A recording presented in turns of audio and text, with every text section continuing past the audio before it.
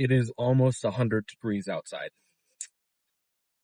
and I am wearing a sweatshirt because, working up a good sweat, that's what matters. We got chest today, but we also have a lot to talk about. I've had some revelations. But before we get into that, let's get through the important bits here. We are well hydrated, very well hydrated, actually. I'm already sweating, so that's a good sign. We are very well carved up, as well as one can be on a cut. And we are pretty well rested. I was just relaxing for a bit, so no nap or anything, but we are feeling pretty darn good. And of course, the pre-workout has been consumed, so still testing it out. It was really good for leg day yesterday, but we'll see how the pump is on chest today. That'll be the real proof in the pudding. But to get into some other topics, I found out some pretty sad news. So the gym that I've been going to, I've only been going to it for about a year now. I started around this time last year. And this gym has been around since 1974, I want to say. Oh man. My mind was blanking for a second, but Lee Haney actually trained there for his Mr. Olympias. So, like, the gym's got a lot of history to it. And, I mean, you can see it on the walls. I mean, every wall is covered in, pictures of, bodybuilding competitions and stuff. And the owner, John, he was like a professional back in the day, and he still trains. I mean, the guy is super impressive for his age. But fucking love the gym. I really love the gym. I love everybody there. Like, it's just, I'm really, really, pleased to have this as like the gym that I get to train at. I just wish I found it sooner than I did. But, so behind the gym, is where the old city hall was, and they're in the process of demolishing it right now. And apparently they're going to be building like a parking garage or something there. And when the city was planning out how to build it, they had planned on Nautilus not being there. So apparently, like earlier in the year, in January, they're like, hey, like, you've got to be gone by April. And our man John said, fuck no, we're not going anywhere. And then he hired an attorney. And then city council said, okay, well, now you've got to be gone by July. We're almost at July. And he's still holding strong. He's saying he's not going anywhere. And I really hope that's the case. I don't know what I'll do if Nautilus is closing down. I really don't know what I'd do without it. Because I've checked out all of the other gyms in the area. And we've got Anytime Fitness, Planet Fitness. We've got a Crunch. And then we've got the YMCA. And I've tried all of them out, every single one. And Nautilus is the only one that I like truly, truly loved. And it's perfect. It is in a very good location for me, so I can go before work. It's 24-hour, and they have like, good locker room stuff, so I can shower and change. It's all good. I mean, I'm actually stressing about the gym not being there anymore. I don't know what I'll do without it. So if that happens, if that ends up being the case, we will just have to figure things out. But yeah, that's something that I'm finding out about today. So that blows. But that'll just be more motivation to enjoy the lifts, to really savor each time that I'm at Nautilus, because I'm never going to know when it'll be my last time. That's depressing. Ugh. But, you know, enjoy what you have while you have it, I guess, is the moral of the story here. Because you really never know when it might be taken from you. But in other news, this was something I kind of just wanted to ramble about. But I was scrolling on TikTok as one does when you're brain rotting, and I saw this one gym TikTok, because I mean a majority of my TikTok page is like either brain rot or gym stuff. But it was this guy, he was about to start like curling, or he was about to do something, fucking something, and he just starts screaming at himself. He's like, "Come on, you can do this!" Or like it was like a lot more like, I don't know, it was cringy. I don't know. And this isn't to like put the guy down or anything, but like if you're screaming at yourself in the gym, I think you might be like losing the point. Uh, like if you're like really going at it, like you're having a really hard set, you're going like, you're struggling. That's fine. You can be loud, you can grunt, whatever. But like when you start fucking screaming at yourself and like, slapping yourself on the head and everything, or like headbutting the squat rack, or that's just fucking stupid. You're just making a mockery out of it. I don't know. I mean, I'm sure that it really is just for like uh for views, or like for social media or whatever. Because I've never seen it in person. I've never seen anybody actually do that shit outside of like it being in front of a camera. So I'll give him the benefit of the doubt and say that he is just a businessman who knows how to cater to an audience. But I just hope nobody gets influenced by them and starts doing the same shit, because then I might have to call up the psych ward and let him know that somebody managed to get out. Uh, like, it's cool to get hyped. Like, get hyped up for the gym. I'm excited. I'm hyped up for the gym, especially when I get the music going. You're warming up and everything's feeling really good. Like, shit, I get hyped, but I'm not screaming. I'm not, inclined to take the path of, David Goggins, or, the Trent twins, or anybody else who likes to, scream. And, uh, the self-motivation that I don't like to see is the ones where it's like, oh, look at you in your current state. You're fucking disgusting. How can you allow yourself, like the self-pity type stuff, I'm not into. I think that can only take you so far in terms of motivation. Like, you see it all the time where people are like, you know, they've lost however much weight. And they're like, yeah, the way that I did it was, watching my weight, or like, watching my diet, exercising regularly. And then it's like 4 slides of them saying, I hate myself. I hate myself.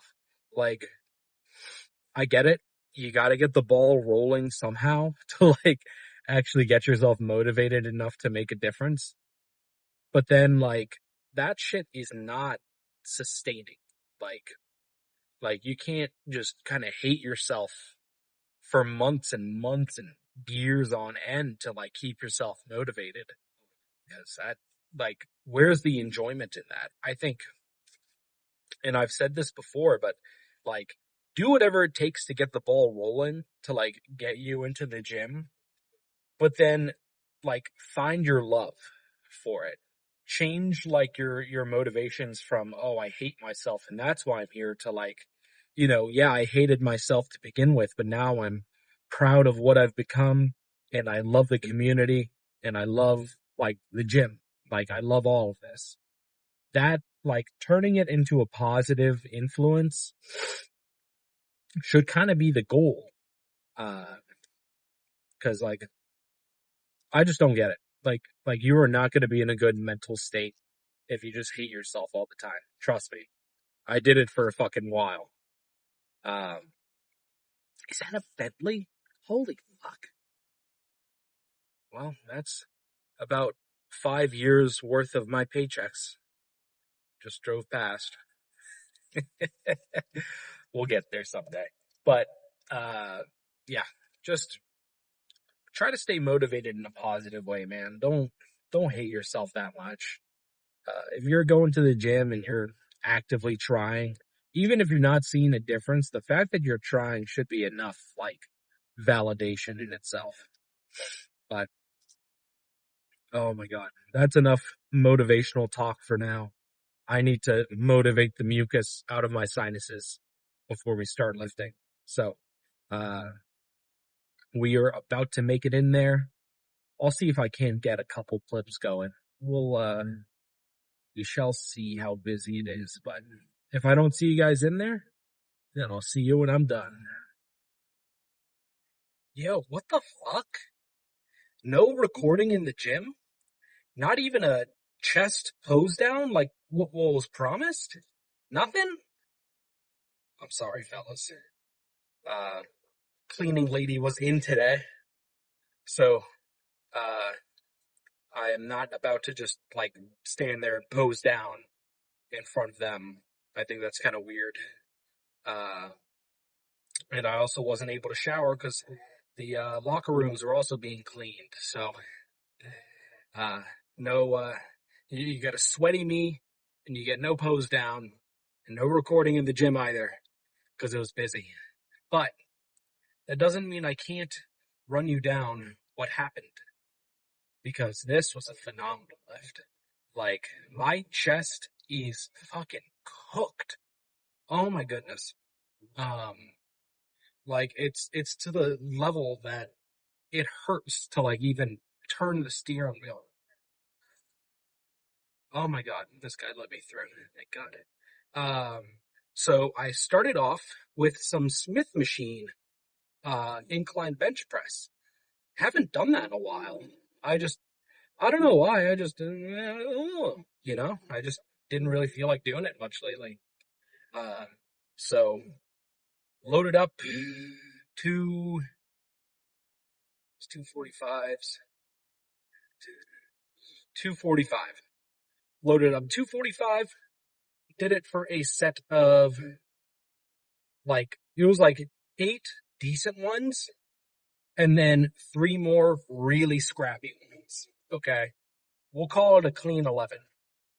Uh, Second set we dropped it down to 225, and I actually got a spotter, one of my fellas, uh, just to help me squeeze out a couple extra reps. So I got to like 7 reps, and then he jumped in, pushed me up to 10. Felt fucking great. Um, and then after that, I did a quick drop set. That felt fucking great. Um, and then I moved on to this converging plate loaded chest press. Um, and I keep saying that I'm going to show you guys like what it looks like. And I just keep fucking forgetting. So one day, one day you'll see it. But I did 2 sets of those. And to be honest, I probably could have stopped right there because that was fucking rough. Like, I put up a plate and a 25. All right. And normally I can bang that out for a solid like 12 decent ones, whatever. I got to rep number 6 and I was like completely cooked. Um, the incline chest press really killed, in a good way, killed the chest. Um, but then after that, I decided to polish things off with 2 sets of cable flies. By the time I finished that, I was fucking dead. Oh my God. Um, I really wish I got to pose down though, because like I'm feeling the pump right now. Like, you can kind of see a little chest bounce. It feels fucking great. I feel like I've got, what's a good, analogy? I feel like I've got 2 textbooks on my chest. Like it is just, oof. I feel very front heavy right now.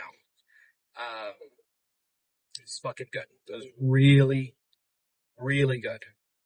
Um, but now the plan is to get to the wife's house. Gonna shower up and change, and then I don't know if you guys are familiar with Micro Center. There are a couple of them scattered across the Americas, and they finally opened one like nearby, like within a reasonable driving distance to me. So I have allotted a $300 budget for me to spend on whatever I want. So I am very, very excited for that. So, uh, gonna have a little snack or something, some sort of protein based something or other in the meantime, and then dinner later. But cut's going really good. I'm feeling really good. Well, if the cut's going good, you're probably feeling like shit. But like mentally, I'm feeling really good. Physically, I feel fucking rough. Uh, but it's only a matter of time. Only a matter of time. And then the not natural allegations will start coming in. That's what I'm looking forward to. I think I'll know when I've hit like when I'll know it's time to end the cut when people start saying, "What are you running on your cycle? How much tests are you running?" When I start hearing shit like that, it'll be time to end the cut. But that'll be quite a good while. But feeling really good. Um, so, I mean, I hope you guys are doing good as well. Um, I'm curious to know if you are watching, what type of split are you running? Are you running a conventional push-pull legs? You running like a bro split, Arnold split? What is your go-to? Uh, the split that I'm running right now, chest, side delts, back, rear delts, arms, and legs. I haven't always done it this way. Way back when I first started for the what I call the 3 month plan era, I was doing push pull legs, and I did that for probably like the first year or so. Um, and then after push pull legs, I was a little bit more advanced in my lifting knowledge, so I moved on to the Arnold split, and that's chest and back, shoulders and arms, and then legs. And I ran that for about like 6 months, and I kind of found like my biggest gripe with it.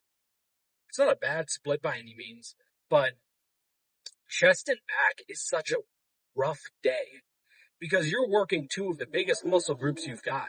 So the problem that I would have is that, I'll start with chest. And by the time I finish chest and I'm ready to move on to back, I'm just so physically drained. Like I've burned through so much energy killing chest that I'm neglecting back, and vice versa. So what I ended up doing is, you'd have two chest back days a week because it's a 3 day split. The first chest back day would be like chest bias, and then the second one would be a back bias. But I started thinking about it. I was like, man, I'm like effectively hitting chest once a week and effectively hitting back once a week, as opposed to if I was doing any other split, then I'd really be able to kill both of them twice a week. So then with the help of my older brother, which he's a fucking behemoth of a man, I'd put him in like the strong man category. Um, but he told me about doing the split that I'm running right now. So we kind of talked about it for a while, and I kind of loosely organized things and uh, decided on chest and side delts, back, rear delts, arms, and legs. And the way that I do it right now is there is no like specific set / rep scheme, anything like that. I have a loose idea of, okay, I'm going in, and after warming up, the first like compound movement, or the first lift I do is a compound movement, and it's going to be my heaviest lift of the day. Because that's when you're the most fresh. You're the strongest the second you step into the gym.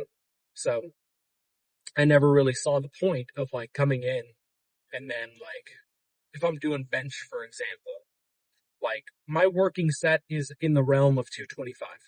So why am I going to come in, do 135 for like 12 to 15, then 185 for another 12, and then 225 for 8? Like, why am I pre-exhausting myself? Like, I warm up. Oh my God. The problem with driving a fucking sports car is that everybody wants to race you. Um, but I'll go in, I'll warm up on cables or whatever, and then it's not like I go right onto bench and I throw on 225 and I hit it.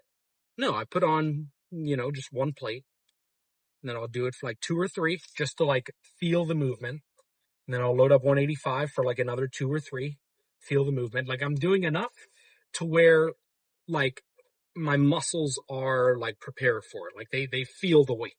They're used to it. It's like dipping your toes into the water before you jump in. Um, and I'll work my way up like that. So I'm not pre-exhausting myself, but I am being exposed to the weight. So, yeah, it was a constantly changing process. Oh my God, this guy's trying to race me. You hear that? I swear, every time I record these fucking videos, something happens. Um, but uh, my like workout split is constantly evolving. Like I'm always taking other like people's ideas into consideration, or different split ideas, or maybe one day I'm focusing more on like a tempo based day, or maybe more of a stretching day, or I throw those in every now and again. But ultimately I think just coming in, properly warming up, and then pushing yourself as hard as possible is pretty much like the way to do it. That's all you really need in terms of lifting. Of course, there's also the diet and the rest and the hydration, but I talk about that all the time. But rambling aside, I gotta stop by the gas station real quick. But don't worry, tomorrow I will let you guys know exactly what I got at Micro Center. I know some of you are going to be pondering that, but back tomorrow. Look forward to that, and I'll see you guys then.